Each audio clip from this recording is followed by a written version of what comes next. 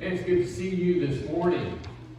I'm so glad that we have gotten to this point that people are searching for a pew that doesn't have a roof over it. So that's great to see. Keep inviting people. We'll find a place to put them. We'll figure something out. So, I have a lot of things I need to mention. I'll start with the least important one. Revelation class is over on Wednesday nights, and for those of you who are in the class, I gave a final quiz, and Wednesday I passed back your finals, and so you saw your test that I gave you. You probably didn't see the grade. I forgot to tell you the grade's on the inside. Okay, so if you open it up, there's a grade there, and then I wrote a note to those of you I didn't get to talk to in person, so hopefully you didn't throw that away. Now on to more important things, we have 4 families who want to place membership with us this morning, and so I'm going to ask them to stand one at a time. And so I'm going to start with Janetta Job. Janetta, if you wouldn't mind standing. This is Janetta, and we are so excited about having you. Right? Thank you, Janetta.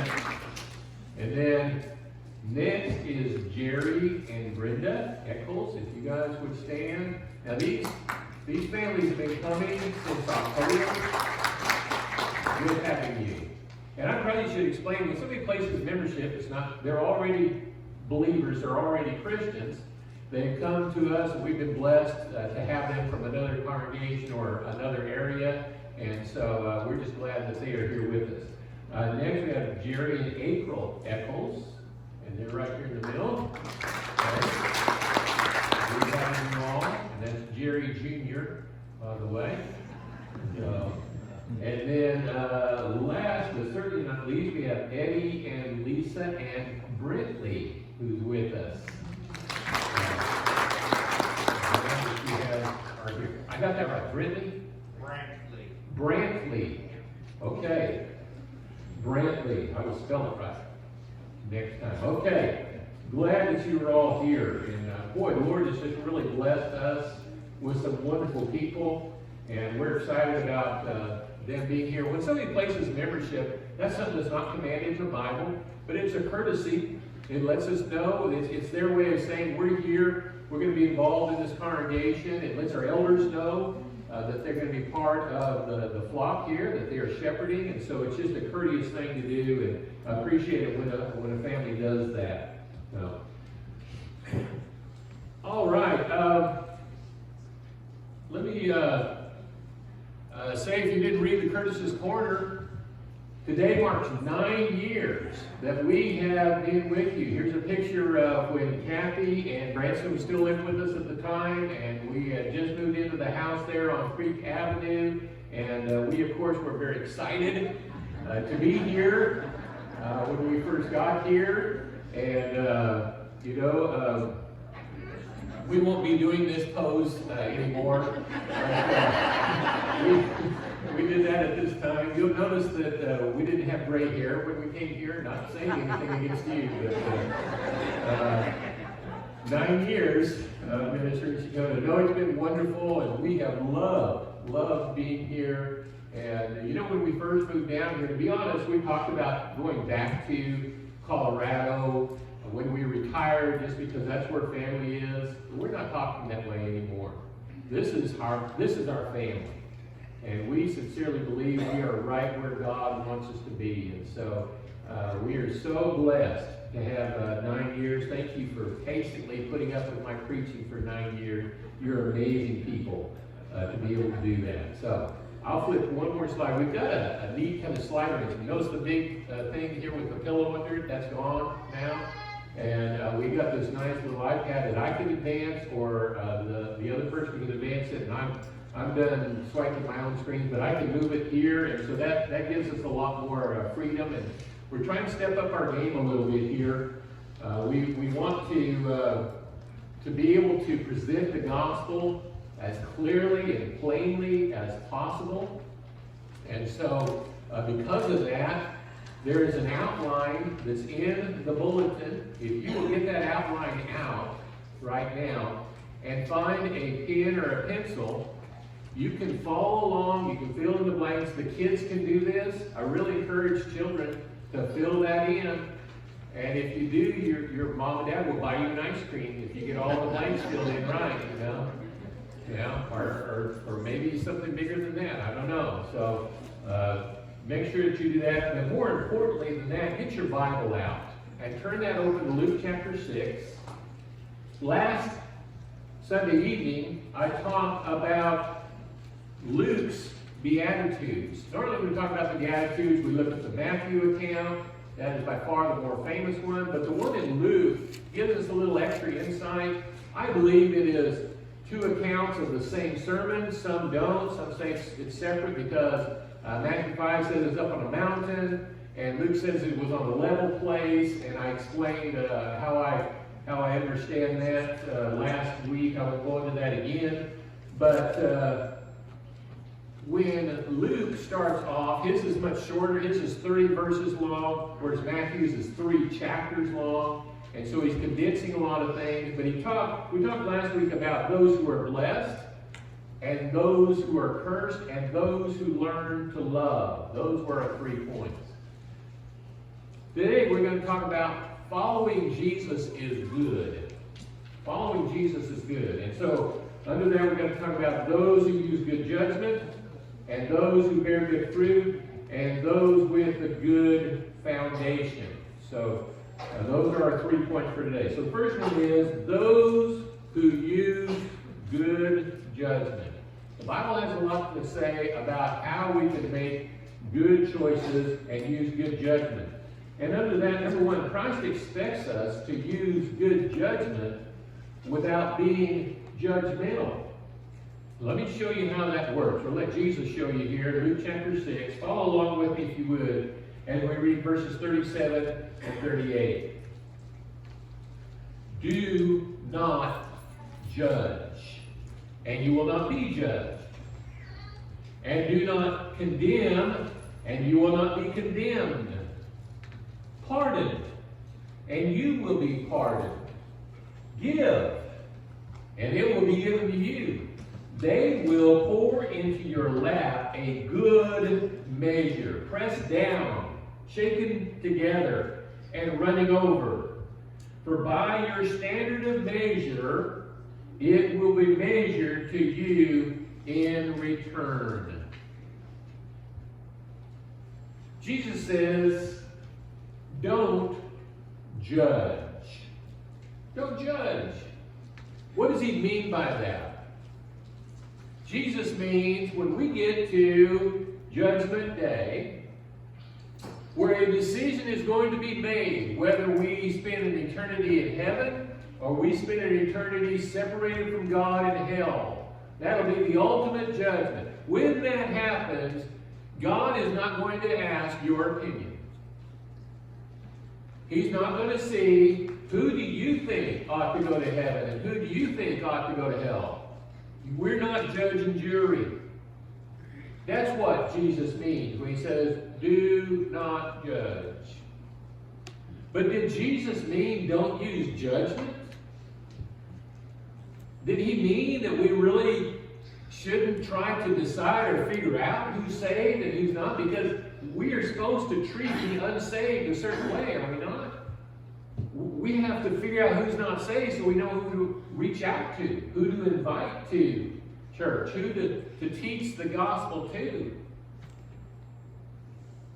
We have to know who the saved are. We're commanded several times in scriptures how to treat our brethren. Look up all the one another passages in the Bible. I have to know who my brethren are so I know who to treat a certain way.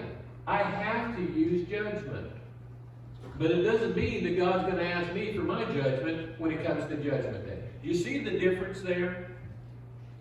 We need to learn how to not judge people and yet use good judgment. This is one of the most abused passages in the Bible, is that? Because every time somebody comes to us and says, you know, here's some things that you really ought to change, what do we say? Yeah, you're judging me. And this is a big cop-out. No, you're judging me. You can't do that. We're commanded to correct one another. Galatians chapter 6, verses 1 and 2. You who are spiritual are to restore those. We're in the business of speaking to people who need restoration, who need to be encouraged to do what is right. And so it's not sinful to go to somebody and say, hey, I know some things going on in your life. I'm concerned about you. Can you share with me what's going on? That's not wrong. In fact, that is actually what we're commanded to do. But don't do it in a judgmental way. That doesn't mean you rush in and say, well, you obviously a big sinner, aren't you? Okay? You are always, I can't believe the things you're doing. We're going to talk a little bit here later on about having a log in your own eye that you need to get out. But he's not saying don't use judgment. We need to do that. Number 2, we need to let Jesus teach us how to pardon and how to give to others. He says here, pardon and you will be pardoned. You know what it means to pardon somebody? It means to forgive them. When somebody is done you wrong, and that happens, doesn't it? Probably happened this week, didn't it? Did somebody do something to you and it was just wrong? They shouldn't have said what they said. They shouldn't have done what they did. You need to learn how to forgive. Because if you can't learn how to forgive, how do you expect others to forgive you? You do wrong too. You say the wrong things too, don't you? Pardon, and you will be pardoned. Give, and it will be given to you. And by that, Jesus didn't mean give so that it will be given to you. He just saying if you get in the habit of being a giving person, one who is doing things for others all the time, that comes back. You can call it karma if you want. I don't really believe in karma, but what goes around comes around. And if you all learn how to be a giving person, learn how to get out of yourself and do for others, you are going to be blessed in what you do. Last week, I talked about chapter 6, verse 20, where Jesus says, blessed are the poor. That's how he starts off his sermon. Blessed are the poor. He doesn't say poor in spirit like Matthew 5 does. He said, blessed are the poor. It really is a blessing when we don't have the burden of wealth that we depend on. You know, when you're poor, you got nothing but God, right? And Jesus says that's a blessing. And then in verse 24, cursed are the rich. It doesn't say it's a sin to be rich.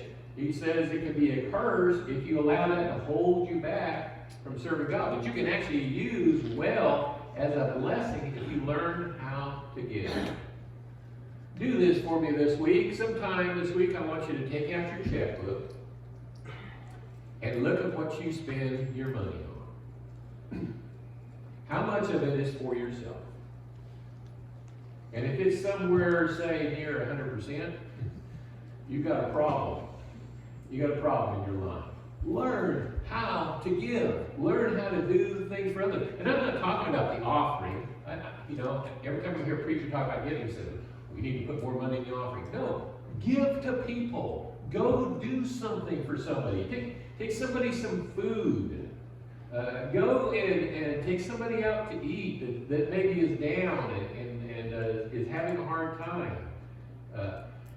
Go help put gas in somebody's car so they can get to church. There's lots of different things that we can do that benefits the kingdom that we can use money for. But you have to learn how to get out of yourself.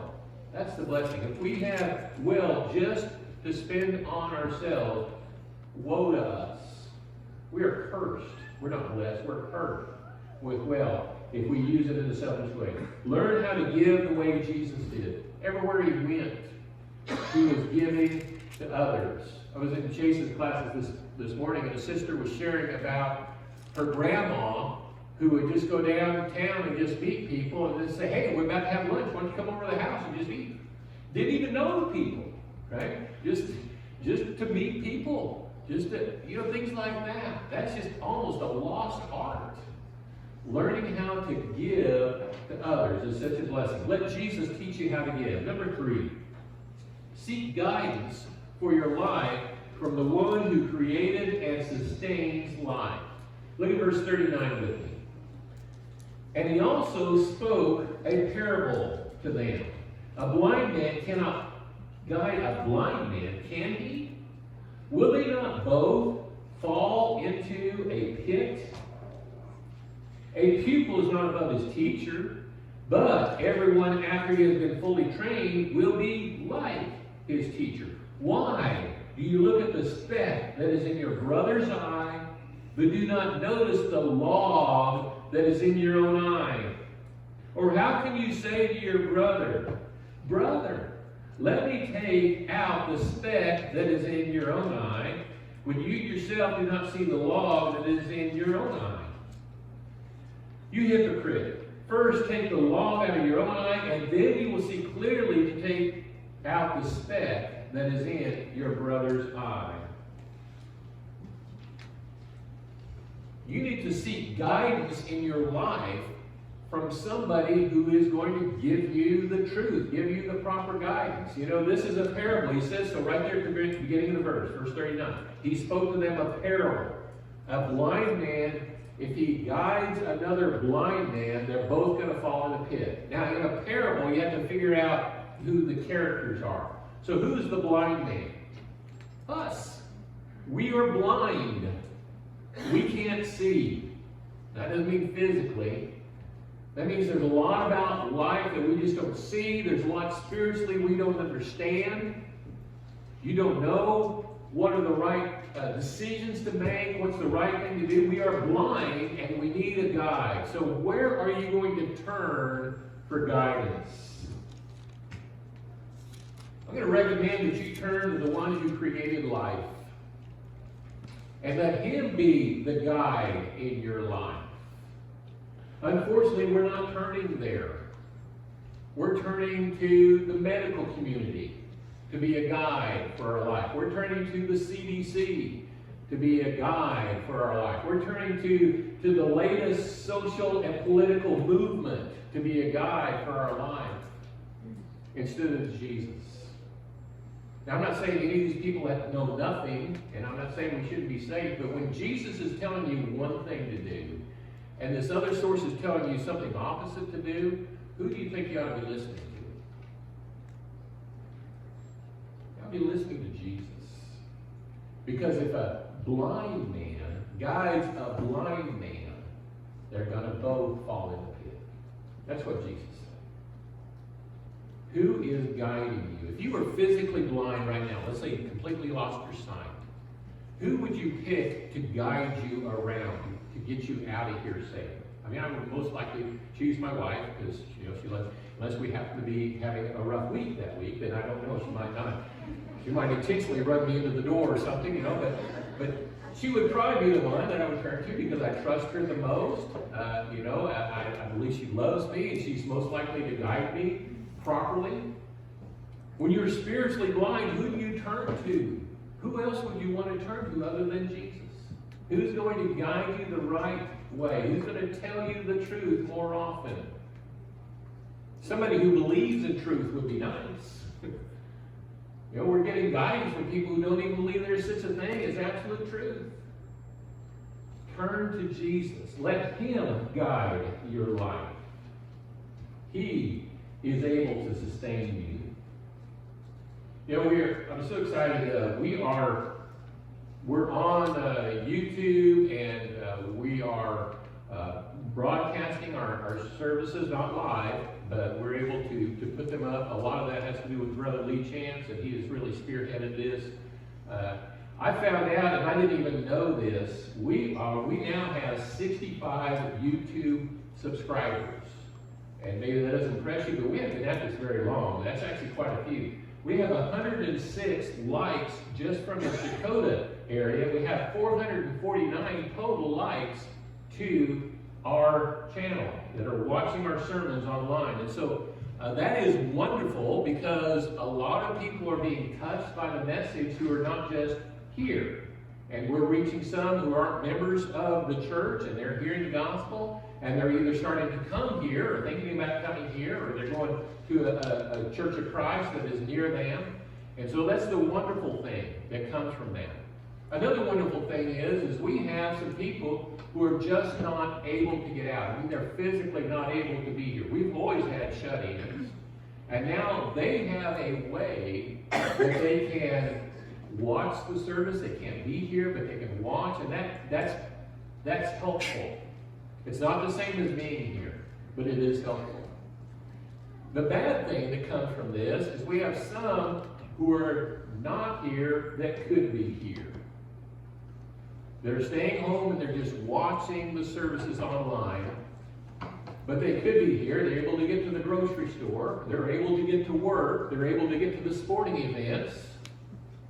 They're able to get to the bank, every place else, but they can't get to church. And our message to them is, it's time to come to church. If you can make it to all those other things, you can make it to church. Come and worship. Sitting at home and watching something on TV is not the same as assembling with the body and worshiping together. It is not church. We're commanded to speak to one another in psalms, hymns, and spiritual songs. Ephesians chapter 5, verse 19. You can't do that with a television screen, with a TV monitor. Right? Come to church. Now, those who just really, it's not smart to do that, we understand. We really do. Like I said, we've always had shut-in. We've always had people who just couldn't make it, and it's not wise for them to be around a lot of people. They would get sick and die very quickly. We have those situations. We have more situations of those who could be here. We're concerned for you. And if they're not sitting here, help me to get the message out to them. I know that our elders are calling everybody, and they're trying to encourage people to come, and we're hearing a lot from people saying, I know I should be there, but to be quite honest, I'm fearful. I'm afraid. You know, we haven't found a vaccine for fear yet. We're working on that. Okay? There's no vaccine for that. You just have to get over fear. Because this thing has obviously been around a long time. I don't think it's going away tomorrow. And so we have to make a decision. What voice are we going to listen to? Don't let your blindness be guided by somebody else who is also blind. Let Jesus be your guide. Number 4. Here's the other side of it. Before you criticize others, take a good look at yourself. Make sure that you take a good look at yourself. And I love this story. You tell me Jesus doesn't have a sense of humor. Can you imagine somebody with a log out of their eye? I remember one time when I was in college, and me and a couple other college buddies, we had to go over and stack the wood for the preacher. The preacher couldn't stack his own wood. I don't know why. Okay, but there's 3 of us college kids, and we go over and we're stacking up and my buddy Randy picks up a log and puts it up on his eye and walks toward me. Curtis, let me get that speck out of your eye. It was hilarious. I'll never get that image out of my mind, you know. Jesus had a sense of humor. You're trying to get this little tiny speck out of somebody else's eye, and you got this gaping log hanging out of your own eye. You can't help that person. You can't help the other person until you clean your own backyard. Now, he's not saying don't take the speck out of the brother's eye, is he? You got a speck in your eye, do you want it out? I do. And so he's not saying don't help us, but he's saying you make sure you look at yourself first. And make sure you're applying these things to yourself first. Clean up your own backyard. He says, then, at the end of verse 42, then you will see clearly to take the speck out of your brother's eye. You see? After you've dealt with the log in your own eye, then you will see clearly to take the speck out of your brother's eye. Let's tear away the facade here. We need to deal with our sin. We need to deal with our sin. You know, we have worship services. We offer the invitation Sunday after Sunday. Many times nobody comes forward. Why is that? I remember a time when, man, the front pews would be filled with people coming forward, woeful about their sins. asking for the congregation to pray for them. Why was that done back then and it's not done now? Do we have less sin than we did back then? I doubt it. It's our hearts and our willingness and our humility to be able to say, I need help with this. I need somebody to help get this speck out of my eye. Or maybe I got a log. I need somebody to help get this log out of my eye. I need to deal with my sins. But deal with it. We talk about those who use good judgment. Let's talk about those who bear good fruit. Number one, you will bear good fruit when you become a good tree. Look at verse 43 with me. For there is no good tree which produces bad fruit, nor, on the other hand, a bad tree which produces good fruit. For each tree is known by its own fruit. For men do not gather figs from thorns, nor do they pick grapes from briar bushes. There is a fruitfulness. So anytime the Bible talks about being fruitful, it's talking about reproduction. We reproduce. We reproduce either good or bad all the time. We're either influencing people for the right or for the wrong all the time. Now, a tree can't change what it is, can it? If it's an oak tree, it's an oak tree. It's always going to be an oak tree. We can change who we are. You know who John D. Rockefeller was? And I'm talking about John D. Rockefeller Sr. John D. Rockefeller Sr. in the late 1800s started Standard Oil Company. He was a crazy good businessman. He understood how to make things work, and he understood how to make money. He started this business, and by 1904, 80% of the towns in America were supplied by Standard Oil. The Standard Oil carts would roll up to 80% of the towns in America. He was the wealthiest man in the world. He was also the most hated man in America. And I'm not exaggerating. People hated him. He was ruthless. He was a tyrant. Obviously, anybody that competed against him, he mowed them down. They hated him. But even his own workers hated him. He didn't pay much. They would burn him in effigy, seriously, several times. His own workers would do that. They hated him so much. He amassed his fortune before the age of 50. At the age of 53, he became deathly ill. He was so sick that all he could eat was a cracker crumbled up in water. The night that he was going to die, the doctor said, this is probably it. He prayed. He talked to God. What had happened was he'd been thinking about, I'm going to die, and he got to thinking about his money. He thought, I'm not taking it with me. What's going to happen to my money? Well, it's probably going to go to this person. Oh, not that person. He got to thinking about where his money was going to go and how people were going to be fighting over it for decades. And he prayed. He said, God, if you will give me tomorrow, if you will let me wake up in the morning, I'm going to start giving my money away. Well, he woke up in the morning and he kept his word and he started giving his money away. And he formed the Rockefeller Foundation, which even today is still one of the wealthiest, one of the best funded foundations in the world. He started contributing the money to eradicating some horrible diseases that were plaguing our country back in the early 1900s. He gave it away to many different organizations. He wound up seeing his 54th birthday, and his 55th, and his 56th, and his 98th. He had 45 more years of life. Now, maybe there's some medical explanation for that, but I have a better explanation for that. When you learn how to give, when you learn how to get out of yourself and do for others, it affects you. You know, greed and hatred and selfishness. We don't understand the toll that takes, not just on us spiritually, but emotionally and physically. It kills us. But when you learn how to get out of yourself and learn how to give to others, you experience the greatest and the healthiest lifestyle there is. Servant living. Servant lifestyle. John D. Rockefeller changed what kind of tree he was.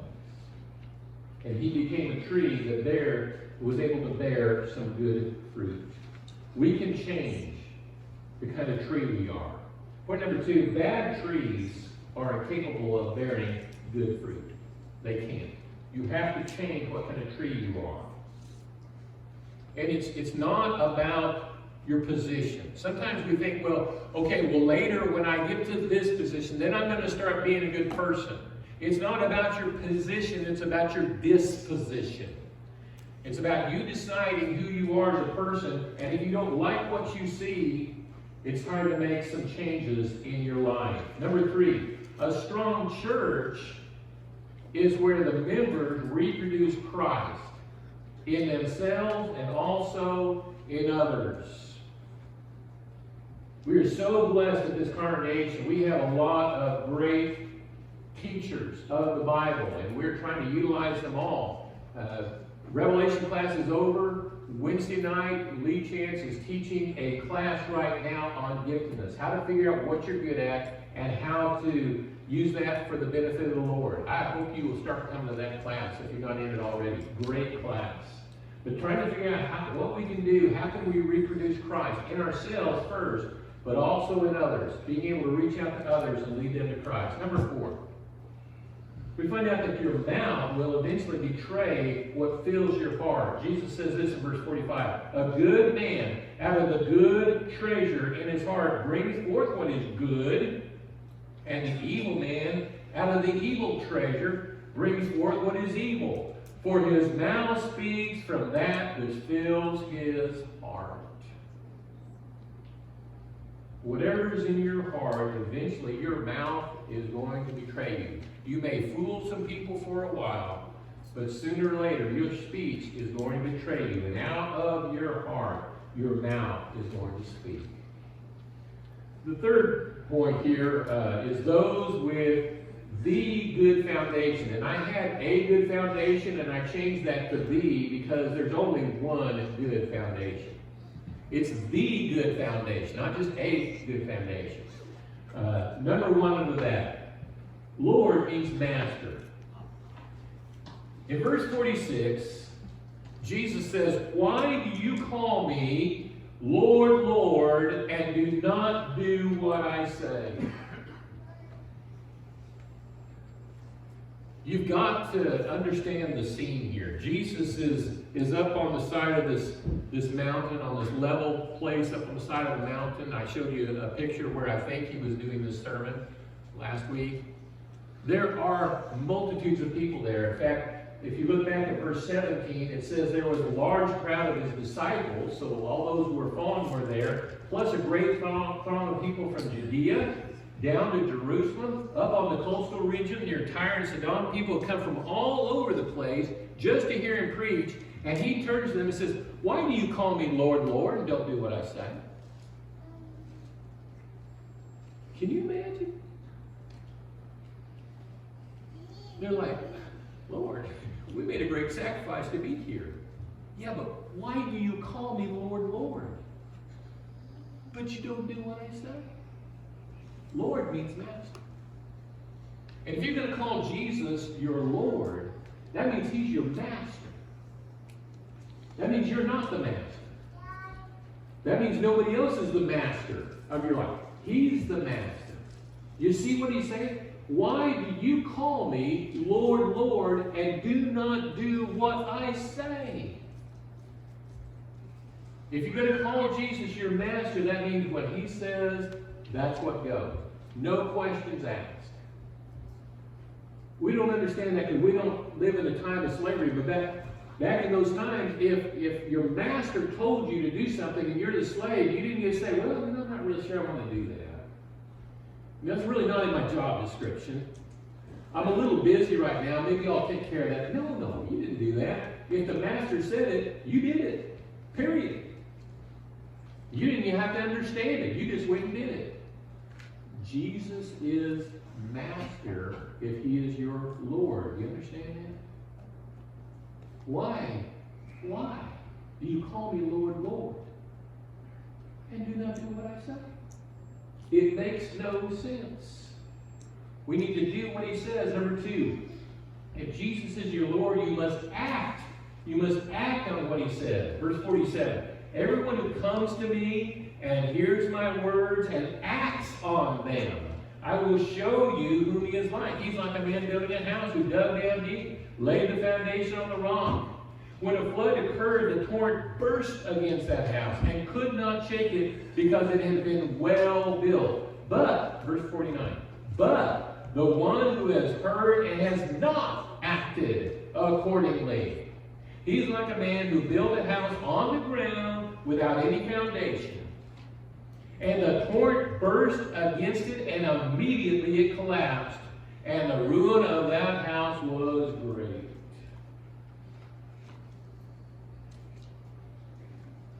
The wise builder comes to church, hears the word of God, and acts on it. That's what the wise builder does. The foolish builder also comes to church, also hears the word, doesn't act on it. What is the only difference between the two? The actions. What you do with the sermon. That's what matters. And we can say we came here and we heard the sermon. Oh, wasn't that wonderful? Great. We went to church. That's just great. You know, if you don't walk out here and do what we're talking about, what's the point? Why do you call me Lord, Lord, and do not do what I say? The wise builder hears the word and he puts it into practice. Number 3, dig until you find the good foundation, the rock of his word. Notice that in verse 48. He's like a man building a house who dug deep. You got to dig a little bit. It's going to take a little effort. You're going to have to get out of your comfort zone here to go out and do what the master has commanded you to do. We read in the Bible what we're supposed to do, and we look at this and we think, well, I don't know how I'm going to do that. Figure out a way. Because that's what your master, your Lord, wants you to do. And if your master is telling you to do something, it doesn't matter what others are telling you to do. Do what the master says. Do what your Lord says. Last point, and then we'll quit here. Number 4. Build your life on any other foundation, and your house is going to collapse. Now that's not me, that's what Jesus said. If you build your house on any other foundation, like I said, there's only one good foundation. Choose the good foundation, because there's only one. Anything else that you are building your life on, if it's self, if it's your own emotions and what you want to do, if it's your career, if it's your education, if it's some relationship with some other person, anything that takes precedence, that is more important to you than your relationship with God, that's what you're building your life on. Anything else you build your life on besides Christ is going to disappoint. It's going to let you down sooner or later. Money's not going to solve all your problems. Other people are not going to solve all your problems. Build your life on Jesus Christ. I don't know how to say it any plainer than that. Following Jesus is good. It's good. And if you know a better way, let me know, because I've never found a better way. There's nothing better. I hope the message of God has touched your heart. We are going to offer an invitation at this point. If you feel like you need to respond, please come as we stand and sing.